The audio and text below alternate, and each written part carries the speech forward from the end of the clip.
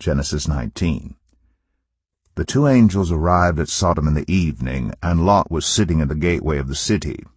When he saw them, he got up to meet them and bowed down with his face to the ground. "My lords," he said, "please turn aside to your servant's house. You can wash your feet and spend the night, and then go on your way early in the morning." "No," they answered, "we will spend the night in the square."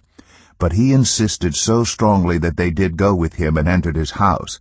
He prepared a meal for them, baking bread without yeast, and they ate. Before they had gone to bed, all the men from every part of the city of Sodom, both young and old, surrounded the house. They called to Lot, "Where are the men who came to you tonight? Bring them out to us, so that we can have sex with them."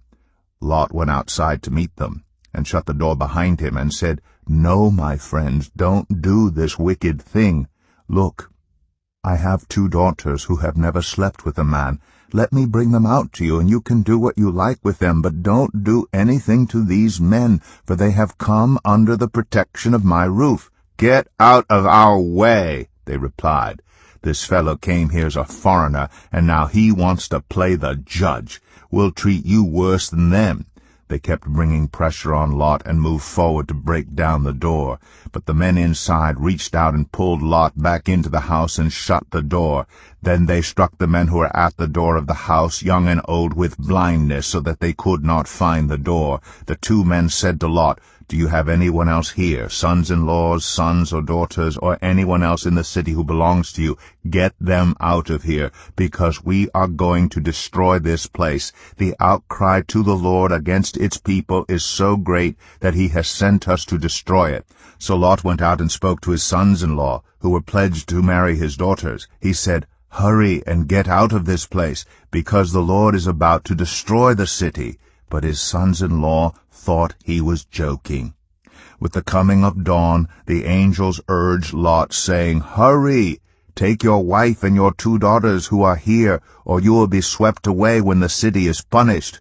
When he hesitated, the men grasped his hand and the hands of his wife and of his 2 daughters, and led them safely out of the city, for the Lord was merciful to them.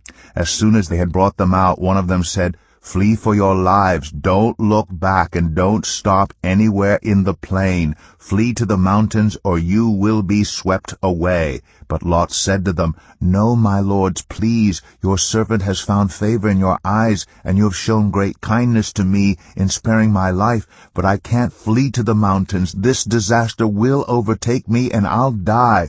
Look, here is a town near enough to run to, and it is small. Let me flee to it. It is very small, isn't it? Then my life will be spared." He said to him, "Very well, I will grant this request too. I will not overthrow the town you speak of, but flee there quickly, because I cannot do anything until you reach it." That is why the town was called Zoar. By the time Lot reached Zoar, the sun had risen over the land. Then the Lord rained down burning sulfur on Sodom and Gomorrah from the Lord out of the heavens. Thus he overthrew those cities and the entire plain, destroying all those living in the cities and also the vegetation in the land. But Lot's wife looked back, and she became a pillar of salt. Early the next morning Abraham got up and returned to the place where he had stood before the Lord. He looked down toward Sodom and Gomorrah, toward all the land of the plain, and he saw dense smoke rising from the land, like smoke from a furnace. So when God destroyed the cities of the plain, he remembered Abraham, and he brought Lot out of the catastrophe that overthrew the cities where Lot had lived. Lot and his 2 daughters left Zoar and settled in the mountains, for he was afraid to stay in Zoar. He and his 2 daughters lived in a cave. One day the older daughter said to the younger, "Our father is old, and there is no man around here to give us children, as is the custom all over the earth. Let's get our father to drink wine, and then sleep with him, and preserve our family line through our father."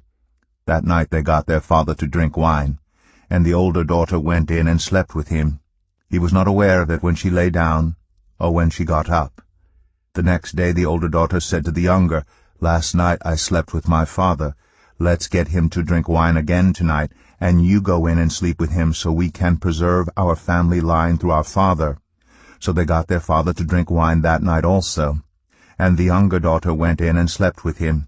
Again he was not aware of it when she lay down or when she got up. So both of Lot's daughters became pregnant by their father. The older daughter had a son, and she named him Moab. He is the father of the Moabites of today. The younger daughter also had a son, and she named him Ben-Ami. He is the father of the Ammonites of today.